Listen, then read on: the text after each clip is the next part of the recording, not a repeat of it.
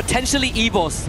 This is what should not happen on your day 2 where you're looking forward to qualification. All the top 4 teams are still surviving. Buriram, AGAL, EVOS and Loud. It's only Titan Esports Club all the way at the bottom who has the last player standing, and he doesn't have any position in the zone. So a lot of points which could have been acquired for teams for qualification are being missed out. Blade will be spotted, quickly taken down by Cypher, and we come down to the last 4 teams, and all of them are in the top 4. Wasana takes the nade to the face, but getting top back up by the therapy.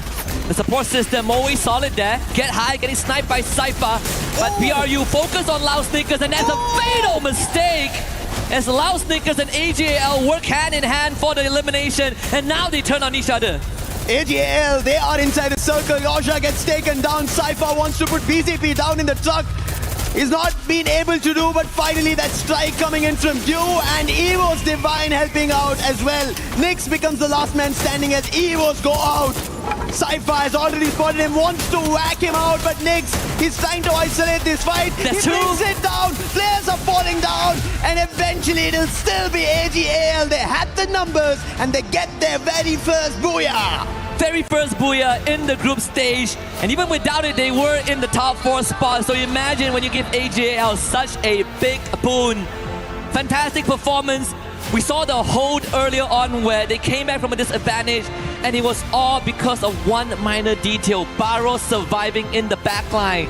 If you don't break the backbone of AGAL, they will break you instead, and that is exactly what was achieved. Them and Lau unintentionally working together to get rid of BRU, but then AGAL found a perfect engage onto Loud. Yeah, I think there was an opportunity where Loud, if they had a chance to recover themselves after the fight, being at the edge of the zone, it could have been their booyah as well. They've already pulled so many yesterday. It could have been an added or third today. Yep. But AGAL's position, we spoke about it, even in a position where they had to climb up the hill against Team Apex Gaming. If that did not work out, we would have seen AGAL go out very early on. But they held their own, they held their front there, and it worked out. And now they've gotten their very first booyah here on day 2, especially being at the top 4 hurts the middle order. Yeah, but there are definitely flowers that need to be given to some of the teams that are in desperate need of points, right? I mean, TEC, TAG, well, they came out strong. DRS as well, right? Oh, yeah. There's some great stuff happening, but let's listen in to what AGAL were talking about leading up to that booyah.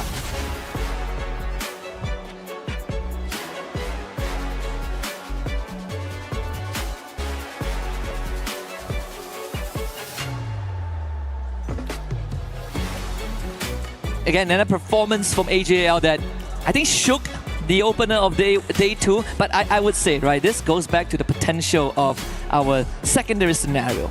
If this trend continues, then might as well let them go through. Let them go through, and we have some of the teams who are chasing for their qualification to Grand Finals play tomorrow. An extra 10 games, but I guess without these heavy hitters being a big threat, it makes the chances slightly better. It makes the chances slightly better if you think about the survival stage, but as you looked at the performance right now, the bottom dwellers, the last 2 who were there, even Titan Esports Club and Demon's Pride, they try to make it towards the top 6 teams, meaning they're acquiring placement points, they're getting eliminations, and they're trying to get themselves out of that elimination threat, meaning the middle order, now it's completely dicey. So you don't know who's going to get eliminated, so better be wary. Either you strike towards the top 4, or you don't know if you're going to get eliminated or not. Yeah, there's always that safety net, I believe, for any Free Fire competition, right? If I can't take that top spot and qualify, the bare minimum, I make it out alive to the next stage. And so if you can't aim for top 4, aim for top 10.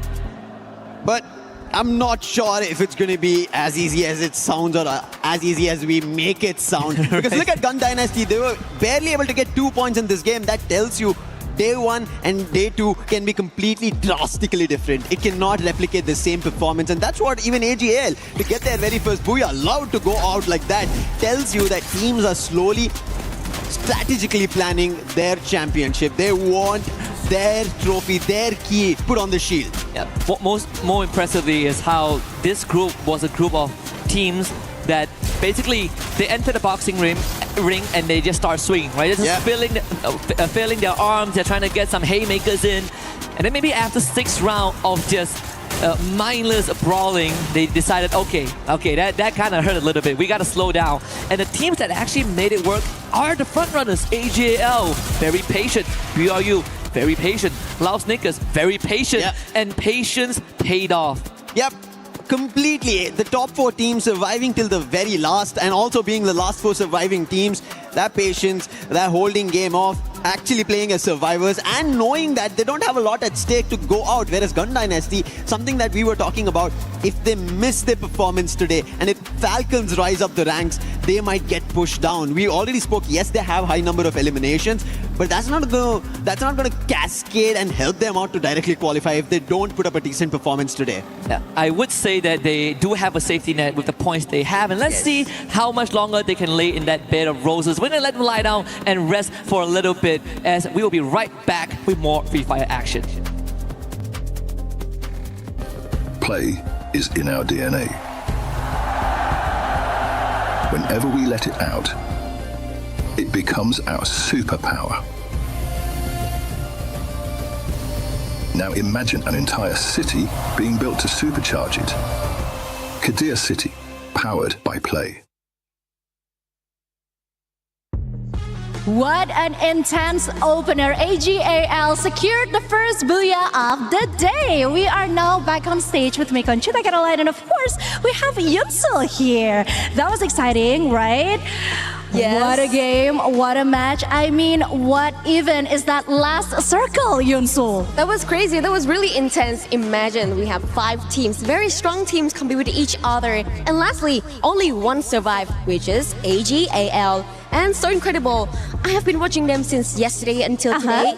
And finally, they got their booyah. I was waiting for that for the whole day. Yes, and what's amazing is that AG actually scored the highest elimination points the other day in one game, and that was the 5th game. They got 19 points. I'm pretty sure they were able to be doing that again today, hopefully.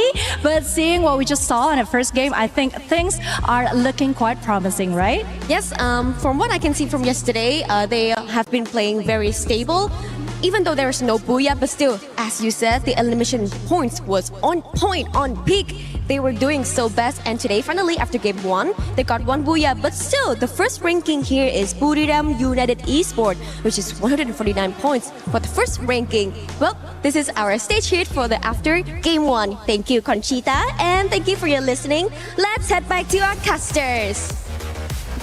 Thank you very much to our lovely angels, Yunsu and Conchita. We got a lot more in store here at the Free Fire at EWC 2026. Again, Paris can only get more and more lovely with these actions as we quickly drop into map number 2. And this time we're going to change it up a little bit. We did mention earlier on that the map rotation will be slightly different today. And AJL have started off strong with a booyah. So let's see if they can keep that train going. It is Solara that we drop down to. And another opportunity for the teams at the middle order as well as at the bottom. And you can already see a quick swap because of how Titan Esports Club played. And we mentioned this. They need placement points. They instantly got it. And now up. And now they are in a great spot. Yeah, we complete each other's sentences. But I will say that whatever we sort of like set up yesterday is slowly coming true, right? We talked about Demon Sprite needing to come up and again, taking a fight with Paradox early on. It's Aswap that gets wiped out first. Enrique, we see here, he has great survival instinct from game 1, but top 16 is to hunt him down. Aswap instantly brought back. TEC now joins the fight. That is a team that we've been watching out for at the start of day 2. Najat in the fray of things. Rahat also coming in and Blaze slicing through the ranks of Demon Sprite. Oh no, Aswap in the mid-air has been spotted by Gun Dynasty and he will be taken down. Demon Sprite are losing players once again. Paradox get eliminated in the mix of this. And Paradox, who just got pushed to the bottom 2, will also suffer another loss right at the start of our Game 8, Match 8. Talk about kicking them while they are down and they are out. Paradox, a very unfortunate early exit, completely swarmed by multiple teams in the earlier stage. Whether it's desperation or a change of pace for some of the bottom dwellers, it has been working out in favor of teams like Apex Gaming, Demon Sprite, Titan, DRS. I mean, even for GD, able to pick off a couple of stragglers on their own. But it does come at a cost of teams who are just half a second slower to respond. DRS want to be the quickest one to respond right now. They did spot AGAL, but they take the fight to Titan Esports Club and Najad is taken down. And it is the wisest calls I feel right now. coming in from DRS, and they're making a run for it. Rahat and Blade, they just have the stairs that they are being protected by, but DRS, they are on a charge. They want to go for a hit. Hadu was backing off, uses the chrono and is now safe and sound, but at least this gives away the position of where the players from Titan Esports Club are. But it's only these two. The other players are in the other direction, revived and are healthy. Pratik is actually getting pressured as well, forced to take the zipline away. Takuri actually getting tagged in the meantime, was brought down. But this was sort of like the demise of Paradox Gaming. A very quick and painless one. At least they take the bottom spot. Aurora still in this game, which is a blessing in disguise if you are a Malaysian team supporter here. But Blade just absolutely popped Rasha. Great shot from afar. Rahat called in for reinforcement. Aurora this time stand their ground and will not be taken out by AGAL in the earlier stages. Jun up the stairs. Cypher barricades himself safely. And Axel with the follow-up. Cypher is out. He'll be confirmed. It's up to Barros and Dew, who's in his flight mode right now, dropping in air. If he gets spotted out, trouble will strike. And Aurora, they need a game like this. They need a recovery game, and it might happen on Solara, where everybody's forced for a fight. Barros tried to hold his own, but he'll not be able to. At least the revive happened. Therefore, there is still chance for AGL, and they don't have to be worried about. However, Aurora, they needed these crucial 4 eliminations. The good news for Aurora is that they are not close to the bottom 2. But the bad news is that they technically only have 5 games to play, because game 1 they didn't really get anything done. So the catch-up game, there's a lot more urgency for them compared to the rest of the teams. And one of the teams that is in no rush at all is EVOS. And so far playing on Solara, it's one of the maps that they are slightly more comfortable in. Loud Snickers playing a bit of Stroax, completely found out in the open. And Loud Snickers with the first point. Loud are playing, I think, a brilliant game so far. Ending up in the top 4, making sure they stay the top 4 way that they are in. And it continues that they make it to the final as well. We've already been seeing their counterparts from Brazil. MIB are lost in Fluxo. They're keeping their toes matched up, and I think that's what Loud want to do. And if that's a majority of all the Brazilian teams who made it here to EWC, all going to the finals, there is a big chance for them to walk away with being called the champions. It's a lot of pressure also, because when we look at even I want to say from the earlier days until now, you would expect teams from Thailand and Brazil, if they qualify to a tournament, they're expected to all make it to the grand finals.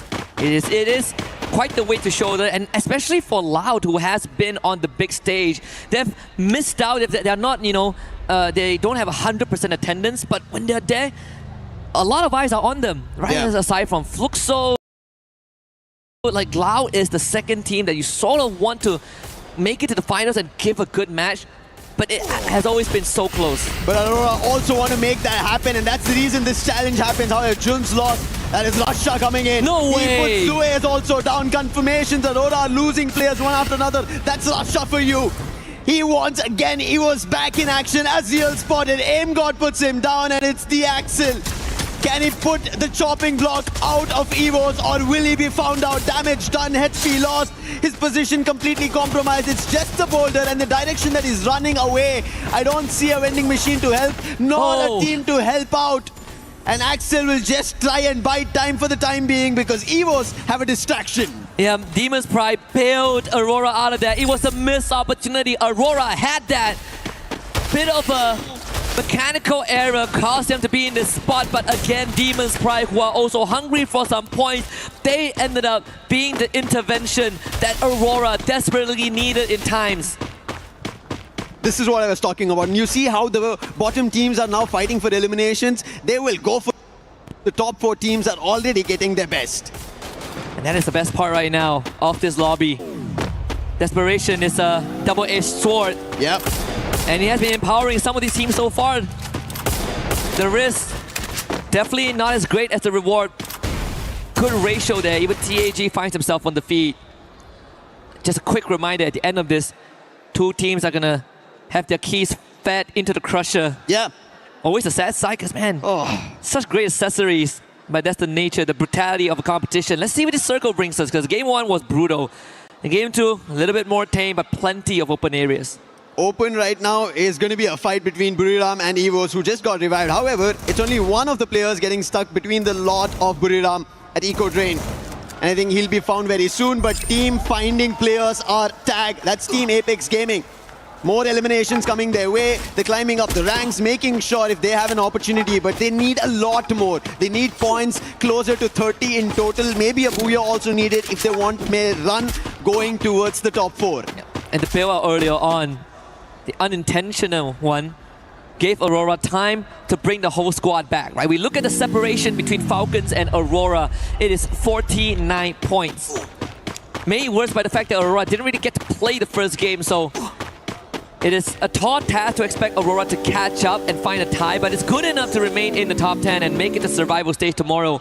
As DRS looking for a rotation, Loud doing the exact same thing, but they might be beelining straight into Demon's Pride. Demon's Pride, they just got eliminations from EVOs. They have a compound that they're holding. Looks to be a better game. Loud have just found their one here. AGL, in the meantime, they're finding the players of EVOs, and EVOs seem troubled after they were about to convert on Demon's Pride. Wherever they try to head out, they've been spotted, taken down and eliminated. Abax being chased by AGL, and he will be put to rest as well. And that is EVOs losing their players. One last survivor is Aim God. Only gets coins now, but where is the vending machine? On one end, there's Buriram. On the other end, AGL. And right in front now, Demon's Pride as well as Loud going in for a fight. And it's going to be Loud putting a swap down. And the entire squad within a whiff gets eliminated. A full blitz from Loud again. Their execution in these quick hits are so efficient. They make sure that the fight ends within 15 to 20 seconds so that there's time for them to recuperate if a second team does arrive. And it's something that has defined Loud's playstyle in competitive Free Fire. The Wonder Key gets brought back, but that's the most that Aim God could do for the team. And right after that, Axel finds a pickoff. And it's the same situation that EVOs frequently find themselves in, playing the survival game. As of now, I think that's the mantra for them. They're unable to find a footing to just go for fights, and they've been just chased by teams. Put them down one after another, and DRS wanted to start out strong. The real soldiers using UAV to just get a grasp of information around. They spot another and they do destroy. Strox, he is the sniper. He's the one who finds a lot of value, but so far for DRS, at least today's start in game number 1 was decent, and out of that, Solara right now hasn't found much. And it's a team that is also a first-timer on the EWC stage as well, finally getting what people say they deserve over their counterpart back in the region.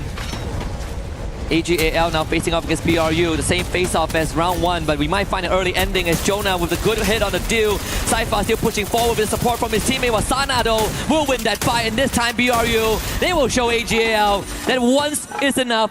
Barros is poking it out of there, but has to go into the blue with no coins at all. You could see how clever that fight was. They used the Steffi, no throwables that could have been dropped by the side of AGAL, went in for a 4-forward fight, guns all out, and Buriram had the better of it, and AGAL could do nothing of it. It's just very strategic play coming through, and this is what makes champions. And you mentioned Buriram, they want their cabinet with an EWC trophy, and this could be one of their opportunities. Yep, it's the final piece of the puzzle, and how poetic it is that the final piece of the puzzle is fitting the key into the plaque. It's going to be a lot of stories being completed. I think, again, for BRU, the whole world is waiting with bated breath for that to happen. Alu ends up stepping on a landmine. That should be the end of DRS as Guasha finds Pratik. Point number 7, number 8 for the Brazilians. DRS, they were just trying to put up a fight, but unfortunately,